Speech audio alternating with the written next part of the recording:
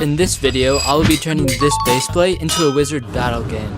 This took me a while and there were a few hiccups along the way, but you won't believe how it turned out in the end. And by the way, this video was inspired by this guy, who basically made the same thing, and I just wanted to try it out for myself, because I thought it was a pretty cool idea. Alright, let's get into it. Just to start us off, I first changed the base plate a bit, and then I found this wizard rig and attached a wand to his right arm. Now in this video, I have 3 goals, and the first one is to start scripting a spell system. In this spell system, I'm going to want it to look like the spells in Harry Potter. When they shoot, the spell kind of zigzags when it's shot. So for this system, I coded it to where when the player clicks, there's a straight line aiming towards the target. This straight has a radius of 3 studs, and along the straight there are 3 to 7 vectors that are within the radius that the projectile has to reach. So now when I shoot, the spell looks like this. I wanted there to be different spells with different effects and damage. I started by adding a little trail behind the projectile, which turned out pretty cool. Then I made 2 more spells that have different effects and damage. And how does Harry Potter cast spells, you may ask? Well, he waves his hand in different motions to shoot. So I also made 3 different shooting animations when you click, and now it looks way better. Now the second goal of this video is to polish the game. First off, I'm going to add in 1 more spell that poisons any player within 50 studs of the radius every second. Next is making flying brooms. This is going to be tricky, but there has to be brooms if I want to make a wizard game. So I started experimenting with vehicle seats, which I've never used before. And yup, it does not work at first.